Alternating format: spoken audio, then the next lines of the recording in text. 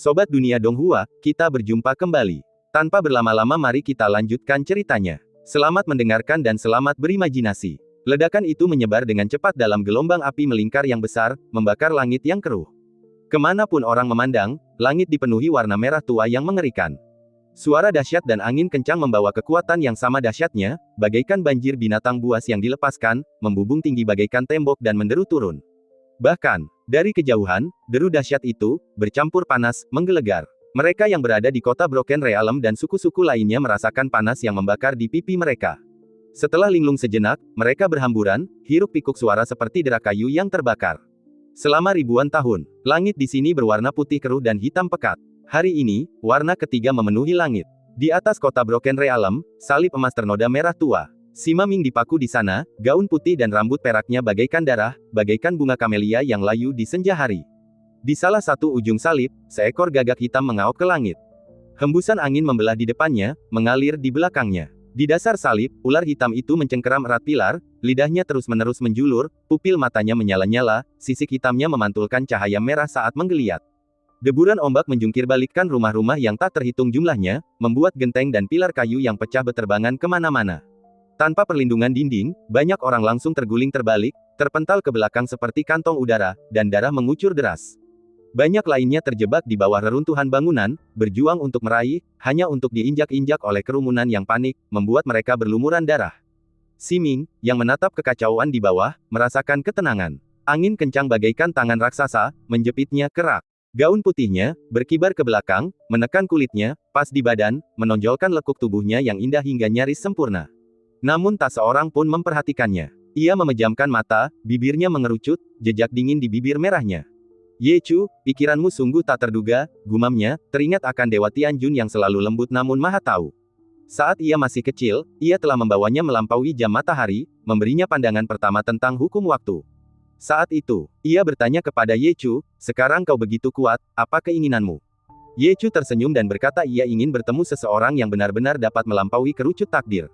Ia juga berkata ia berharap Dewa Senzu lah orangnya. Sayangnya, mereka semua tahu apa yang terjadi selanjutnya, bahkan Dewa Senzu pun tak bisa lepas dari takdir. Ia berjuang keras melawan paku penghakiman yang menusuk pergelangan tangannya, tetapi gagal. Rasa sakit yang menusuk menjalar dari pergelangan tangannya ke tubuhnya, dan ia mengerucutkan bibirnya lebih erat, akhirnya menyerah. Gagak di salib menatapnya dengan dingin, sebuah peringatan. Ia berharap Ye Chu pergi, agar ia tak pernah menyaksikan penghinaannya. Ia juga berharap Ye Chu kembali. Sebesar apapun kebenciannya, ia takkan membiarkannya menanggung penghinaan seperti itu. Ia tahu itu adalah emosi rapuh kemanusiaannya, akibat kehancuran keilahiannya. Entah kenapa, bayangan pemuda berbaju putih kembali terbayang di benaknya, pemuda terkutuk itu. Awalnya ia ingin mencabik-cabiknya, tapi kini yang ia inginkan hanyalah mencegahnya melihatnya seperti ini. Di suku-suku di balik padang salju, tak terhitung banyaknya orang juga berhamburan keluar dari jalanan, kepala mereka terangkat, menyaksikan ledakan di langit, yang seketika meluas dari satu titik ke permukaan. Api merah menyala mendorong tirai cahaya seputih salju, seketika menyebar ribuan bahkan puluhan ribu mil. Apa itu? Para dewa pasti murka, langit runtuh.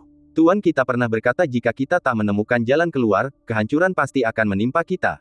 Lari, lari, suara-suara menyatu, raungan mereka bagaikan ombak, membawa suara khas desa yang keras. Pada saat itu, dari langit yang jauh, sebuah kekuatan tumbukan dahsyat mencapai tempat ini sebelum menembus apapun. Ketika kekuatan itu turun, desa itu menjadi pemandangan tragis kehancuran total dan mayat-mayat berserakan di tanah. Lihat, apa itu? Sepertinya Raja Dewa. Raja Dewa. Mereka menunjuk ke sebuah titik putih tiba-tiba di langit merah tua, seperti burung camar yang melayang di udara. Ning Changjiu menghadapi api yang menyebar di langit. Sebelum gelombang udara raksasa itu turun, ia menghunus pedangnya tanpa ragu, menebaskannya ke udara. Ini adalah pertama kalinya ia benar-benar menghunus pedangnya sejak menyelesaikan catatan ilahi Shuro. Ia tidak memiliki otoritas eksplisit, yang bisa ia andalkan hanyalah dao dan pedang di tangannya. Jubah putih pemuda itu menyerupai sayap yang membentang di langit. Sayap-sayap itu kecil, namun seolah menyelimuti seluruh suku di bawahnya. Pedangnya, yang sudah terhunus, terangkat tinggi, ujungnya mengarah ke alisnya. Ia menyalurkan kekuatan lengannya, menebas ke depan sepanjang porosnya. Pedang itu, yang sudah memantulkan cahaya api surgawi, kini dipenuhi energi spiritual, pedang besi yang menyala-nyala, melesat dengan niat pedang yang membara dan melahap segalanya. Untuk sesaat, kekuatan seberat gunung menekan pedang itu. Ning Changjiu mengerang. Meridian dan otot-otot di lengannya yang menggenggam pedang berdenyut, urat-uratnya berdenyut. Tangannya, yang dicengkeram panas, terbakar menjadi merah menyala. Bos! Cao Xiaoli bergegas keluar rumah, sejenak kehilangan arah karena sosok di langit. Ia secara naluriah menghunus pedangnya, tetapi levelnya saat ini tidak memadai, dan ia bahkan tidak bisa menyamai levelnya. Ia segera berbalik dan melihat ke arah halaman, dan melihat Raja Bulu Darah yang gemetar memegang sayapnya di sudut, dan berteriak, ayam berkepala merah. Terbang cepat, bawa aku. Raja Bulu Darah menolak untuk patuh dan berkata, langit runtuh, gadis kecil, cepat sembunyi. Lagi pula, ada orang-orang tinggi yang bisa menahannya. Jika dia tidak bisa menahannya, kita semua tidak bisa, mari kita tunggu kematian bersama. Cao Xiaoli sangat marah hingga pipinya memerah. Ia menatapnya dengan tatapan menyesal dan berkata dengan marah, daging yang kuberikan padamu bulan ini diberikan kepada kura-kura. Raja Bulu Darah tidak mengira ia sedang memarahinya. Ia menutupi kepalanya dengan sayapnya, seperti kura-kura yang menggali cangkangnya. Cao Xiaoli sangat marah hingga ia terus menghentakkan kakinya, dan ia ingin membunuh ayam berkepala merah itu dan melemparkannya ke dalam panci. Ia menoleh, menatap ke atas. Cahaya menyilaukan melesat ke arahnya. Pandangannya menjadi gelap, dan ia segera melindungi matanya dengan lengan bajunya, sedikit memiringkan kepalanya. Meski begitu, rasa sakit yang menyengat masih terasa di pupilnya. Ia memaksakan pandangannya melalui lekukan lengannya, mencengkeram jantungnya yang berdebar kencang, menahan rasa sakit untuk memastikan keselamatan sang bos. Ning Changjiu melayang di atas desa, kakinya bertumpu pada sebuah dahan. Benturan itu menghancurkan dahan itu hingga menjadi debu, tetapi Ning Changjiu tetap utuh. Di dalam dirinya, teratai emas berkelopak tak terhitung mekar dengan cahaya cemerlang. Energi spiritualnya mengalir ke pedangnya, menyalakan kobaran api pedang yang dahsyat. Kemudian, dengan sekuat tenaga, ia menerjang maju, bila pedangnya bagaikan gunung, mendorong ke atas. Kekuatannya mencapai titik kritis, dan dengan siulan nyaring, Ning Changjiu melepaskan Sura Divine Record hingga mencapai potensi penuhnya. Kekuatan panas yang berpadu dengan pedangnya, memaksanya mundur. Jubah putih Ning Changjiu berkibar liar. Pikirannya kembali ke saat kakak senior keduanya menebas sang pemakan jiwa dengan pedangnya. Saat itu, segalanya bagaikan matahari terbenam berwarna merah darah, menyelimuti langit. Cahaya pedang yang murni itu membelah segalanya, lalu matahari perlahan terbenam di lembah di bawahnya. Ia menirukan serangan itu, tetapi hanya menangkap sepertiga dari maksud ilahi. Tubuhnya terus terangkat, dan tak jelas apakah pria itu yang memegang pedang atau pedang yang membawanya. Pedang itu menebas langit, gelombang kehancuran meletus. Keheningan menyelimuti suku itu. Bencana itu belum benar-benar tiba. Gelombang kehancuran membelah langit dan menyebar ke kedua sisi, hanya menghancurkan separuh tembok yang mengelilingi desa. Sosok Ning Changjiu melayang turun, mendarat di atap menara pengawas. Ia terengah-engah, pandangannya sedikit menggelap. Ia menatap ke atas, dalam hati menghitung waktu kedatangan setiap gelombang energi. Ia menyerang 3 kali sebelum langit akhirnya tenang. Cao Xiaoli berlari dari kejauhan, menggenggam botol air. Cao Xiaoli melompat ke menara pengawas dan beberapa mayat beterbangan ke atap. Ia menatap Ning Changjiu yang setengah jongkok di dasar gedung dan tak kuasa menahan diri untuk menyentuh pipinya. Bos, kau sangat panas. Ning Changjiu mengembuskan napas panas, mengambil ketel di sampingnya, meneguknya, lalu berkata sambil tersenyum, kita sudah makan dan hidup gratis begitu lama, kita tidak bisa hanya melihat mereka mati karena bencana alam dan bencana buatan manusia. Cao Xiaoli menatapnya dan berkata dengan serius, kaulah Raja Dewa yang sebenarnya, aku tidak pantas disebut Ratu Dewa, dan ayam berambut merah itu bahkan lebih tidak pantas disebut Dewa Cahaya. Sambil berbicara, penguasa bulu darah juga terhuyung dari kejauhan, sambil berteriak, apakah Paman Ning baik-baik saja? Penguasa surgawi ini terlambat menyelamatkanmu, tolong jangan salahkan aku. Cao Xiaoli sangat marah hingga wajahnya hampir bengkak. Ia menendang penguasa bulu darah yang terbang ke tanah, lalu menopang Ning Changjiu dan berkata dengan lembut, apa kabar, bos? Kau baik-baik saja. Ning Changjiu berkata dengan lembut bahwa ia baik-baik saja. Catatan ilahi Sura telah meningkatkan kekuatan fisiknya secara signifikan. Bahkan tidak ada sedikit pun luka di tubuhnya. Hanya energi spiritual di laut Qi-nya yang menguap dalam jumlah besar, membuat Qi dan darahnya tak mampu bertahan untuk sementara waktu, membuatnya tampak sedikit lemah. Minggir, Ning Changjiu tiba-tiba mendorong Cao Xiaoli, lalu menghunus pedangnya dan menusuk ke depan, bilahnya mengarah ke sehelai bulu hitam. Bulu itu jatuh dari langit merah tua. Pedang Ning Changjiu bertabrakan dengan bulu hitam itu, tetapi gagal melepaskannya. Setelah keduanya beradu, Ning Changjiu jatuh dari menara pengawas yang tinggi. Ia menancapkan pedangnya ke tanah, menghentikan langkahnya. Bulu hitam itu, seperti burung yang memangsa tulang, mengikutinya dari dekat, mendekatinya. Cao Xiaoli terhuyung karena dorongan itu dan jatuh ke atap. Ketika ia tersadar, ia melihat bahwa bosnya telah terlibat dalam pertarungan dengan bulu hitam itu. Sosok mereka berpapasan di gang. Ning Changjiu, bagaikan kambing yang dikejar lalat, menjaga jarak dari bulu hitam itu. Sepertinya ia tidak mencoba menyerangmu, roh sutra pedang di dalam dirinya tiba-tiba berkata saat mereka bergegas. Ning Changjiu pun menyadari hal ini. Ia menukik ke belakang, menyilangkan pedang di tubuhnya, menciptakan medan pedang pelindung. Namun, bulu hitam itu berhenti sekitar 1 atau 2 meter di depannya, bergerak mengikuti langkah Ning Changjiu, maju dan mundur, menjaga jarak yang konstan. Sepertinya ia hanya ingin mengawasimu, tebak roh kitab suci pedang. Ning Changjiu, mengingat bayangan hitam tebal di tepi langit sebelum ledakan, menebak hal yang sama, ini bulu penguasa berdosa. Roh kitab suci pedang berseru takjub, bagaimana mungkin? Mengapa penguasa berdosa datang ke sini? Tempat ini tak berpenghuni dan diatur oleh hukumnya sendiri. Di mata penguasa kerajaan ilahi, tempat ini tanpa hukum. Kehadiran penguasa berdosa bukanlah sesuatu yang tak terduga, tetapi sungguh kebetulan. Ning Changjiu menatap bulu hitam itu, tak pernah lengah. Roh kitab suci pedang bertanya lagi, mengapa bulu itu tidak menyerangmu? Ning Changjiu sudah menduga, mungkin karena aku belum melakukan kejahatan yang dapat dihukum mati. Roh kitab suci pedang segera mengingat kejadian bulan lalu dan bertanya-tanya, mungkinkah semua ini diatur oleh penguasa berdosa? Ning Changjiu mengangguk pelan, bahkan, kita mungkin sudah bertemu dengannya. Berhadapan langsung dengan penguasa kerajaan ilahi sungguh tak terbayangkan, bahkan bagi para kultivator 5 jalan. Roh kitab suci pedang merasakan hawa dingin di hatinya. Ning Changjiu menatap bulu hitam itu, bergerak hati-hati, tetapi bulu hitam itu tak bergeming sedikit pun. Cao Xiaoli berlari menghampiri, dengan pedang di tangan. Ia juga memperhatikan bulu yang melayang dan berseru kaget, apa ini? Ning Changjiu, yang kini sangat terkuras energi spiritualnya, tak berdaya menghadapinya. Anggap saja ini liontin dekoratif, katanya tanpa daya. Kegugupan Cao Xiaoli semakin menjadi-jadi. Ia menatap bulu hitam itu seolah menghadapi musuh yang tangguh, seolah posisinya di dunia seni bela diri telah diserang secara tak terduga. Ning Changjiu dan bulu hitam itu berhadapan cukup lama, masing-masing pihak bertekad untuk tetap diam. Ning Changjiu berpura-pura pingsan, dan bulu hitam itu semakin mendekat, bagaikan hukum yang sulit dan tak tergoyahkan. Mengapa penguasa berdosa melemparkan bulu hitam untuk mengawasiku di saat kritis ini? Ning Changjiu membuka matanya, bingung. Roh kitab suci pedang berkata, mungkin karena rahasia yang kau sembunyikan. Ning Changjiu bertanya, mungkinkah dia juga takut? Roh kitab suci pedang mencibir, kau sungguh tak tahu malu. Ning Changjiu mengabaikan bulu hitam itu, hanya memfokuskan sedikit kesadaran spiritualnya pada gerakannya. Mereka kembali ke rumah bersama. Di luar, para penyembah memenuhi aula, melantunkan nama Raja Dewa. Penguasa bulu darah berdiri di ambang pintu, menawarkan penghiburan dengan sikap angkuh. Baru setelah melihat Cao Xiaoli mendekat, pedangnya tajam, ia mundur dengan cemberut. Ning Changjiu tidak suka diberi hormat. Setiap kali bencana besar melanda dunia, baik manusia maupun kultivator akan bangkit menghadapinya. Mereka seperti air yang membentuk sungai, bisa dialihkan, tetapi alirannya takkan pernah berhenti.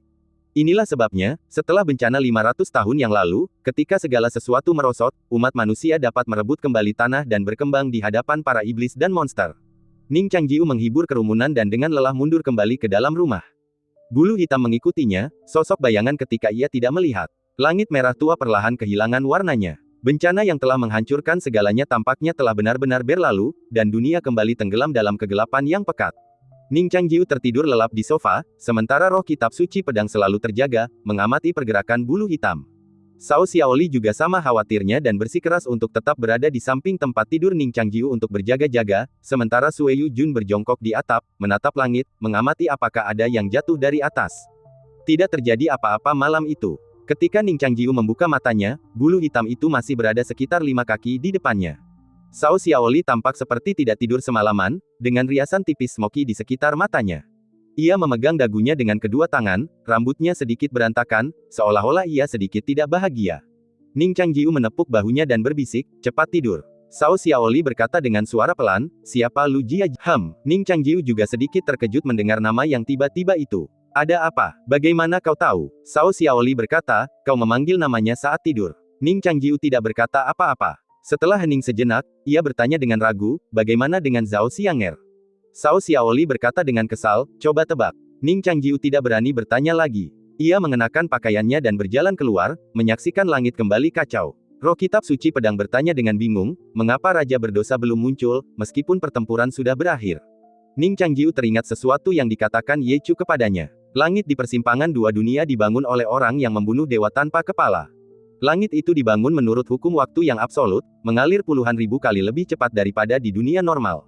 Bahkan sesaat di sana pun terasa seperti selamanya di dunia ini. Ning Changjiu mengalihkan pandangannya. Setelah semalaman memulihkan diri, luka-luka internalnya telah sembuh. Ia teringat kata-kata Cao Xiaoli, dan sosok mereka kembali muncul di benaknya, gaun hitam yang anggun dan jubah pedang yang dingin. Ia ingin melihat mereka. Ketika mereka bertemu lagi, ia tak ingin menyembunyikan apapun, setidaknya tidak sebelum akhir takdirnya. Namun kini, ia tak yakin untuk pergi, bahkan untuk bertahan hidup. Rencana awalnya adalah merebut kekuasaan selama pertempuran antara Siming dan Ye Chu. Ia memiliki cabang layu yang dapat menahan Siming, dan memiliki tubuh sura yang jauh lebih unggul dari harapan Ye Chu. Ia bahkan telah merencanakan bagaimana cara menghasut mereka untuk memberontak selama kekacauan dan bagaimana cara menyerap kekuasaan nantinya. Ia bahkan merencanakan penghinaan yang akan ia timpakan kepada Siming setelah merebut kekuasaan. Namun kemunculan penguasa berdosa mengacaukan segalanya. Bagaimana mungkin ia mengalahkan dewa yang begitu agung? Ia menatap bulu hitam yang melayang di hadapannya dan mendesah, bertanya-tanya seberapa besar kerusakan yang dapat ditimbulkan Ye Chu, setelah seabad mengerahkan kekuatannya, kepada penguasa berdosa. Kemudian, ia menyadari sesuatu yang bahkan lebih sulit diterima, jika ia menjadi musuh penguasa berdosa, ia mungkin juga harus meminta kerja sama dari Siming. Kota alam rusak perlahan pulih dari kehancuran yang dideritanya. Rumah-rumah warga sipil hampir hancur total, sementara istana-istana kerajaan, meskipun relatif kokoh, masih mengalami kerusakan dan keruntuhan yang signifikan, termasuk rumah Cao Xiaoli sendiri. Banyak anggota keluarga kerajaan tewas, dan mereka yang selamat berkumpul untuk membahas sumber bencana dan rencana rekonstruksi mereka. Mereka semua menyalahkan Siming atas bencana tersebut. Namun, wanita berambut perak itu memiliki kecantikan yang membawa bencana bagi bangsa.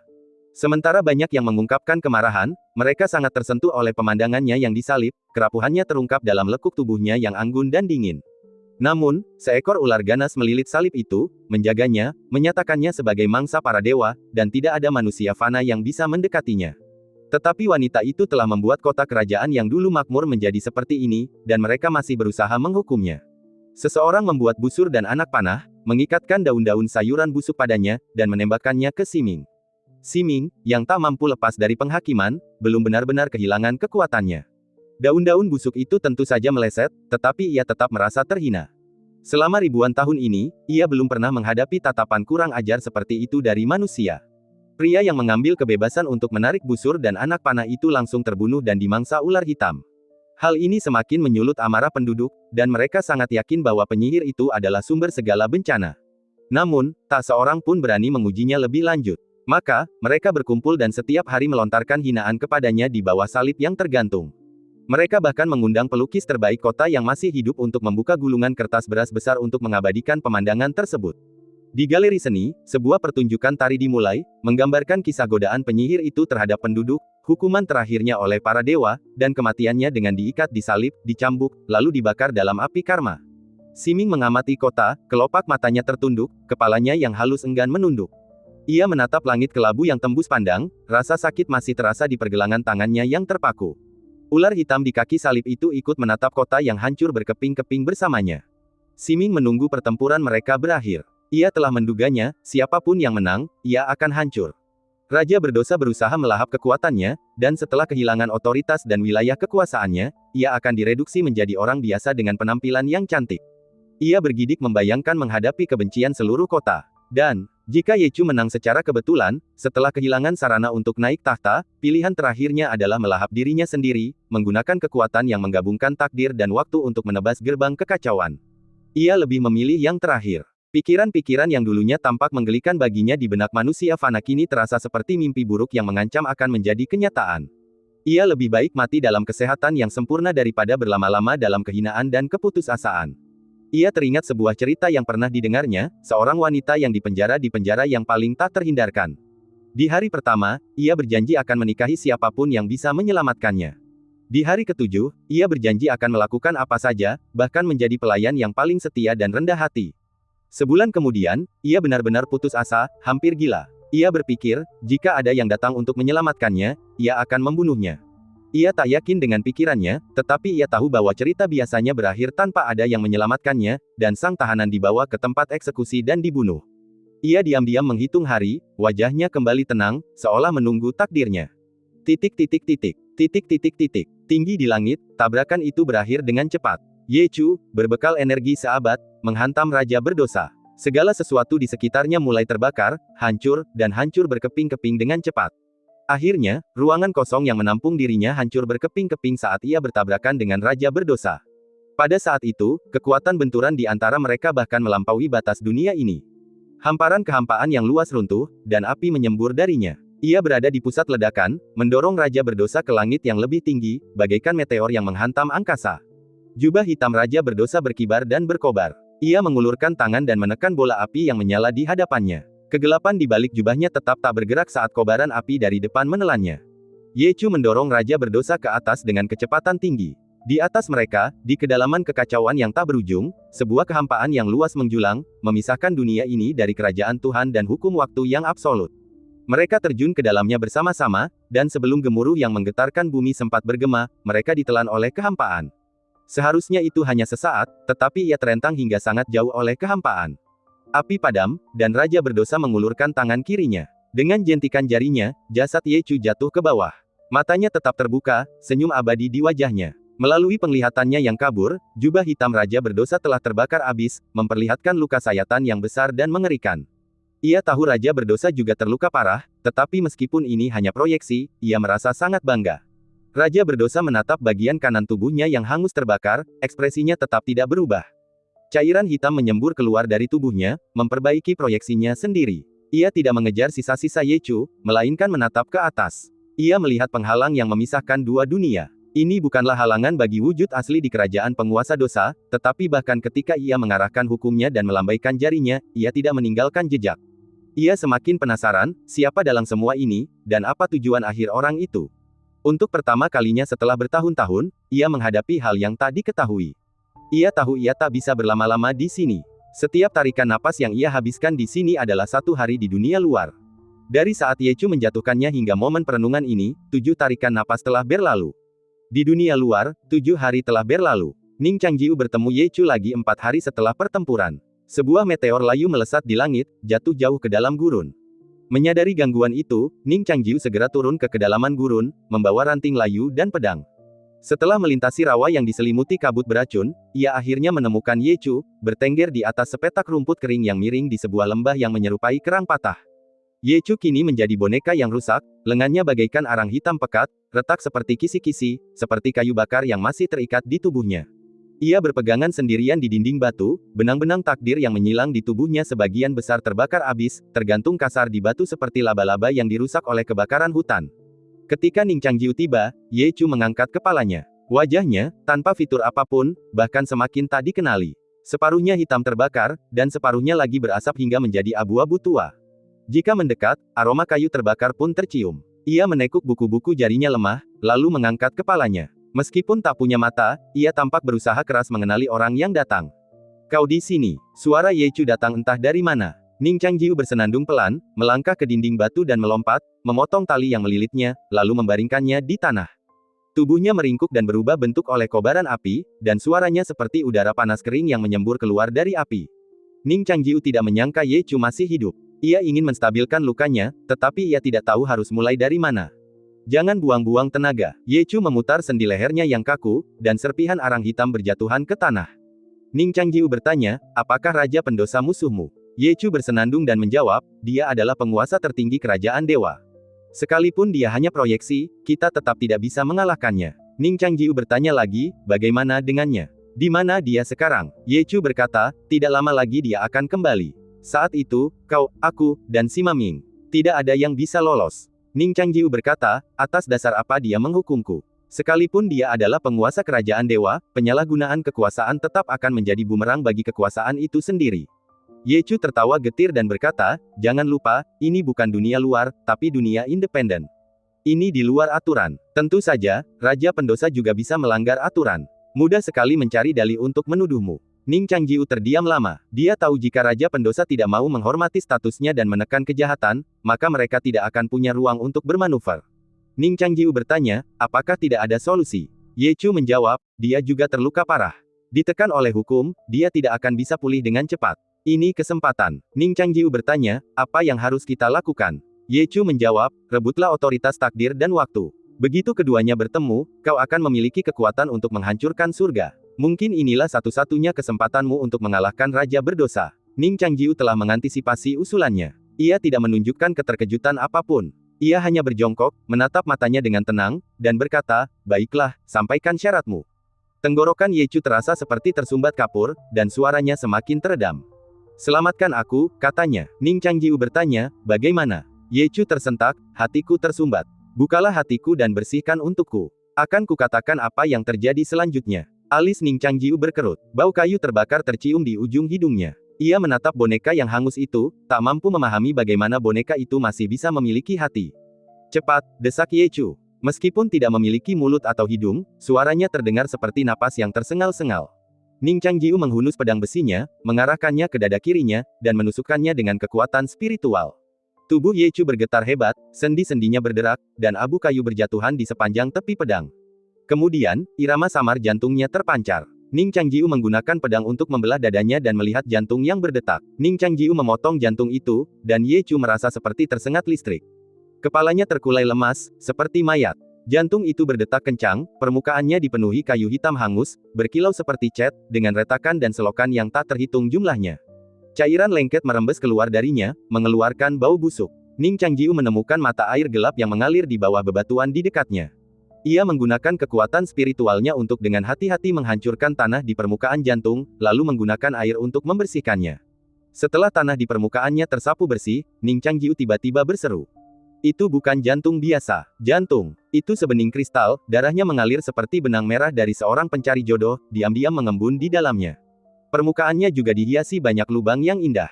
Inilah hati indah 7 lubang." Roh kitab suci pedang tak kuasa menahan kegembiraannya dan berseru, "Konon, ada orang tanpa wajah di dunia ini yang 7 lubangnya bukan di wajah, melainkan di dalam hati mereka. Awalnya kukira itu hanya legenda, tapi ternyata tidak." Ning Changjiu juga tahu kisah hati indah 7 lubang. Ia teringat wajah kosong Ye Chu saat berubah menjadi boneka, dan sebuah kesadaran tiba-tiba muncul di benaknya. Roh kitab suci pedang melihatnya dan gemetar, lalu berkata, "Konon, dengan memakan jantung 7 lubang, seseorang dapat dengan mudah melewati ambang 5 jalan. Bertahun-tahun yang lalu, ada seorang tiran yang negaranya sedang dalam bahaya. Seorang menteri yang setia memberikan nasihat, tetapi ia mengabaikannya dan, di istana, membedah jantungnya. Jantung itu adalah jantung 7 lubang. Seekor iblis rubah di sisi tiran itu melahapnya, dan iblis itu tiba-tiba menumbuhkan 9 ekor, mencapai puncak 5 jalan, dan berhibernasi di gunung berapi." Ning Changjiu memandangi jantung yang berdetak di tangannya dan menggeleng pelan, "Aku tidak percaya pada kesempatan ini." Roh kitab suci pedang mendesah, tahu bahwa jika musibah yang menimpanya 12 tahun dari sekarang benar-benar tak terelakkan, maka semua kesempatan itu akan sia-sia. Ning Changjiu kembali kepada Ye Chu dengan jantung itu dan memasukkannya kembali ke dalam tubuhnya. Anggota tubuh Ye Chu yang tadinya terkulai kini kembali kuat, tetapi luka di dadanya tak kunjung sembuh, dan semua orang bisa melihat jantungnya yang mengembang dan mengecil di dalam dadanya. Ye Chu sedikit menoleh. Meskipun wajahnya tidak terlihat, Ning Changjiu bisa merasakan senyumnya. "Untungnya, kau tidak memakannya." Iblis rubah itu bernasib buruk saat itu. Ye Chu mengulurkan tangannya yang berkarbonisasi dengan susah payah, menutupi jantungnya, dan berkata, "Di bawah puncak Tongji, jiwanya direnggut, tulangnya dibakar dan dilebur, perutnya dibelah, dan tubuhnya dicincang. Inilah takdir jantung 7 lubang." Ning Changjiu tidak bereaksi sama sekali, hanya berkata ringan, "Aku hanya tidak suka memakan organ dalam." Ye Chu juga tersenyum dan berkata, "Orang sepertimu mungkin benar-benar punya kesempatan untuk mengalahkannya." Ning Changjiu berkata, "Apa yang harus kulakukan?" Ye Chu melirik bulu gagak yang mengelilinginya, dan tidak merasa aneh. Ia berkata dengan serius, "Roh, ambillah Siming dan aku sebagai roh pemanggilmu, maka kalian bisa memiliki kekuatan takdir dan waktu secara bersamaan." Ning Changjiu mengangkat alisnya sedikit. Ia telah melihat kontrak spiritual itu pada hari pertama ia meninggalkan Si Yuan.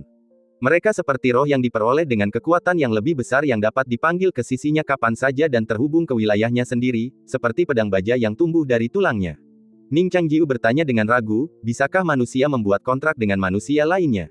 Ye Chu menjawab, "Kita bukan manusia murni. Aku adalah boneka, dan Siming adalah patung porselen. Dalam arti tertentu, kita juga adalah roh yang merangkak keluar dari jurang roh janin. Inilah satu-satunya cara untuk mengalahkan penguasa berdosa." Ning Changjiu bertanya, "Bagaimana kita menandatangani kontraknya?" Ye Chu terbatuk beberapa kali. Ia mencoba berdiri, tetapi tubuhnya, seperti kayu bakar, tak mampu berdiri tegak. Ia berkata lemah, "Ikuti saja kontrak yang dipanggil Si Yuan. Maka kita akan hidup berdampingan denganmu. Ini adalah ikatan yang tak terpatahkan." Ning Changjiu tidak mempercayai klaimnya tentang ikatan yang tak terpatahkan. Ia bahkan mengantisipasi bahwa setelah pertempuran yang menentukan, Ye Chu dan Siming kemungkinan besar akan mengkhianatinya. "Dengan naga jahat di hadapan kita hanya bisa menjadikan harimau sebagai ancaman," kata roh kitab suci pedang dengan yakin. Pertama, taklukkan harimau sakit ini, lalu kita akan pergi ke kota alam patah dan tangkap harimau putihnya. Ning Changjiu mengabaikan godaan kitab suci pedang. Bawa aku kembali dulu, kata Ye Chu lemah, kepalanya kembali tertunduk. Ning Changjiu menuntun Ye Chu melewati pegunungan dan punggung bukit, akhirnya menyeberangi sungai tempat seekor binatang batu dikuburkan. Desa itu terletak di balik sungai ini. Cao Xiaoli keluar untuk menyambutnya. Melihat boneka di punggungnya, awalnya ia mengira bosnya telah membelikannya mainan baru. Tepat saat ia hendak menggoda, ia melihat bosnya menjatuhkan boneka itu ke tanah. Cao Xiaoli sekilas melihat jantungnya berdetak kencang di dadanya, dan rasa sakit yang tumpul berdenyut di dadanya. Ning Changjiu menarik Cao Xiaoli ke samping, ekspresinya serius, saat ia menyampaikan serangkaian instruksi yang sungguh-sungguh. Wajah Cao Xiaoli dipenuhi emosi. Ia menatap Ning Changjiu dengan tak percaya, menunjuk dirinya sendiri, dipenuhi rasa tidak aman. Ning Changjiu menghela napas dan mengusap kepalanya, merasa seolah-olah ia satu-satunya yang tersisa di organisasi, jadi misi ini harus diserahkan kepadamu. Cao Xiaoli, setelah menerima perintah di saat kritis, berdiri tegak, raut wajahnya menunjukkan rasa sakit. Ketika Ye Chu terbangun kembali, anggota tubuhnya masih tidak bisa bergerak, tetapi ia tampak lebih waspada. Ia melihat sekeliling ruangan dan melihat Sue Yujun, dengan sayap terlipat, berdiri di ujung tempat tidur, menatapnya, sementara Ning Changjiu berlatih surah Divine Record di bawah atap. Ye Chu tetap diam, hanya memutar kepalanya untuk menatap dengan takjub sejenak. Baru setelah Ning Changjiu menyelesaikan satu siklus energi penuh, ia perlahan berbicara. Jadi, kau berbohong padaku selama ini, Ye Chu terkekeh pelan. Meskipun ia pernah melawan penguasa kerajaan ilahi sebelumnya, ia merasa berpikiran terbuka dan bahkan merasa tidak menyesali kematian. Namun saat ini ia masih tak kuasa menahan keterkejutan di hatinya, 81 jurus catatan Dewa Sura, jadi kau sudah menyelesaikannya. Orang macam apa kau ini? Ning Changjiu membuka matanya dan berkata, bukankah kau selalu berbohong padaku? Ye Chu tertawa getir dan berkata, tapi kau berlatih lebih cepat dariku. Bukan saja aku tidak berbohong padamu, tetapi tindakan ini dicatat sebagai bukti kejahatanku oleh Raja Berdosa, dan aku hampir mati karenanya. Orang pintar selalu dirugikan oleh kepintarannya sendiri. Ning Changjiu menjawab dengan santai dan langsung ke intinya, tidak ada waktu yang terbuang, ayo kita tanda tangani kontraknya. Aku tidak tahu kapan Raja Berdosa akan datang. Bulu hitam ini selalu mengunciku. Selama Raja Berdosa muncul, dia bisa segera menemukanku. Ye Chu mengangguk, dan berkata, aku punya satu syarat lagi. Bicaralah. Petik 2. Jika kita benar-benar bisa mengalahkan Raja Berdosa secara kebetulan, ketika kau meninggalkan dunia ini, temukan cara untuk membawa kami bersamamu, maka kami akan kembali menjadi pendeta dan Raja Surgawi, dan kami juga akan mendukungmu sebagai penguasa baru kerajaan Tuhan. Ye Chu menyatakan syaratnya. Ning Changjiu tetap tidak tergoyahkan oleh janji untuk menjadi penguasa kerajaan ilahi. Dia bertanya, bukankah kau bilang hanya satu orang yang bisa pergi dari sini? Ye Chu menjawab, memang benar jika satu orang mencapai pencerahan, seluruh keluarga tidak akan bisa naik. Tapi mungkin metode untuk membuka dunia ini berada di luar surga. Aku hanya berharap kau tidak meninggalkan kami. Siapa bilang aku tidak bisa naik? Bagaimana mungkin Tuan Ning meninggalkanku? Sue Yujun memprotes dengan geram. Ning Changjiu mengabaikannya, mengangguk, dan berkata, aku berjanji. Ye Chu tidak memintanya menandatangani dokumen atau sumpah apapun. Ia mengulurkan tangan dan berkata, mulailah. Aku akan menunjukkan cara menandatangani kontraknya. Ning Changjiu melihat tubuh Ye Chu sedikit gemetar, dan kata-kata terpancar dari anggota tubuhnya. Ning Changjiu merasa seolah-olah kembali ke hari pertamanya di kota alam patah, kitab suci ritual pemanggilan bergema dari tirai cahaya, membimbingnya maju. Baru sekarang ia berdiri di sisi lain tirai cahaya. Ye Chu selesai melafalkan kitab suci yang diperlukan untuk kontrak dan mengulurkan tangannya yang kering dan hangus. Ning Changjiu melakukan hal yang sama. Jiwa mereka, seperti dua arus listrik yang ramping, memancarkan cahaya terang saat mereka bersentuhan, menerangi lautan jiwa. Mulai hari ini dan seterusnya, aku akan menjadi pelayan setiamu, kata Ye Chu sambil tersenyum, kata-katanya tanpa emosi yang tidak perlu. Selalu saleh, tak pernah berkhianat, aku akan melayanimu sebagai guruku, dan mengejarmu sebagai keyakinan abadiku. Sambil berbicara, jiwa Ning Changjiu menyatu dengan jiwa Ye Chu. Ning Changjiu merasa seolah-olah sebuah retakan telah terbuka di atas lautan Qi-nya, dan sungai takdir mengalir deras dari langit, mengalir ke dalam tubuhnya. Tubuhnya gemetar, menolak dan merindukan otoritas baru ini. Setelah beberapa saat, gejolak di dalam dirinya mereda. Ketika ia membuka mata, tanpa sadar ia menyentuh pupil kanannya. Secercah cahaya keemasan memancar darinya. Cahaya keemasan ini berbeda dari milik Golden Crow. Cahaya itu lebih seperti lensa. Melaluinya, ia dapat melihat benang-benang waktu yang tak terhitung jumlahnya yang saling bersilangan, masing-masing berisi gambar yang tak terhitung jumlahnya. Itu semua adalah takdir. Ye Chu telah menjadi jiwanya, sehingga ia memiliki kemampuan yang sama dengan Ye Chu. Saat ini, boneka itu terbaring tak berdaya di tempat tidur, tampak semakin lemah. Dia berkata, dalam kondisiku saat ini, aku hanya bisa berbagi otoritasku denganmu. Soal bertarung untukmu, kau bisa menemukan cara untuk menjinakkan Siming. Ning Changjiu mengangguk dan berkata, aku akan mencoba meyakinkannya. Di mana dia sekarang? Ye Chu tersenyum tipis, dia tidak suka melihatmu sekarang. Kenapa? Dia diikat disalib oleh Ye Chu di atas kota Broken Boundary. Dia tampak sangat menyedihkan. Ada ular hitam yang menjaganya, sehingga sulit bagi orang asing untuk mendekat. Tapi bahkan jika kau menyelamatkannya, dia mungkin tidak akan mendengarkanmu. Wanita ini sangat sombong. Bahkan jika dia menyerah dalam hatinya, dia tidak akan mengatakan sepatah kata pun. Ye Chu berkata lembut. Ning Changjiu tidak berniat menunjukkan simpati kepada wanita itu. Dia berkata dengan acuh tak acuh, jika dia tidak menyerah, pukul dia sampai dia menyerah. Ye Chu juga tertawa. Dia tiba-tiba berharap melihat wanita itu berlutut di tanah, menyerah kepada orang lain. Betapa pedihnya bunga itu, sedingin dan semegah teratai salju yang tak tertandingi, jika dibiarkan begitu saja di dunia dan berubah menjadi lumpur. Ye Chu tiba-tiba mengulurkan tangannya. Ning Changjiu, yang kebingungan, mengulurkan tangannya sendiri, bertanya, apakah masih ada kontrak yang harus ditandatangani? Ye Chu tersenyum dan menggelengkan kepala. Tangannya yang hitam dan keriput dengan lembut menyentuh tangan Ning Changjiu. Semoga berhasil, kata Ye Chu, seolah menyampaikan ramalan terakhir yang menentukan. Hari kelima setelah Perang Suci. Ning Changjiu, diliputi emosi, menuju kota kerajaan. Penguasa bulu darah mengikutinya dari dekat, menggendong Ye Chu di punggungnya, untuk memastikan efektivitas roh. 3.000 mil dari kota kerajaan, Ning Changjiu berhenti. Bulu hitam, yang selalu menjaga jarak darinya, juga berhenti. Bulu-bulu hitam menghalangi jalan, berubah menjadi bayangan Raja Pendosa, proyeksi dari proyeksi Raja Pendosa. Setiap bulu hitam adalah bayangan Raja Pendosa. Bayangan Raja Pendosa menatap Ning Changjiu dalam diam, suaranya bergema seolah dari langit. Zona terlarang ini tidak boleh dilintasi. Mereka yang melanggar perintah ini akan mati. Tanpa berpikir dua kali, Ning Changjiu menghunus pedangnya. Siming tetap terpaku di salib, burung gagak bertengger di bahunya, ular-ular hitam melata di bawahnya. Angin bertiup terus-menerus, dan gaun putihnya berkibar tertiup angin, keindahan yang memilukan. Kulitnya tetap sehalus sebelumnya, bibirnya semerah darah, tetapi matanya, seperti es dan salju, telah kehilangan sebagian besar kecemerlangannya.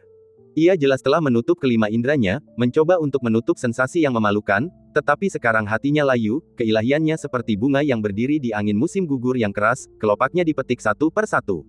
Ia bertanya-tanya berapa lama hari-hari ini akan berlangsung. Ia diam-diam menghitung menit, sesekali membuka mata untuk menatap ke kejauhan, memeriksa tanda-tanda kedatangan seseorang dari luar kota Broken Realm. Kerapuhan yang sesekali ditunjukkan Siming membuat pemandangan itu semakin memilukan.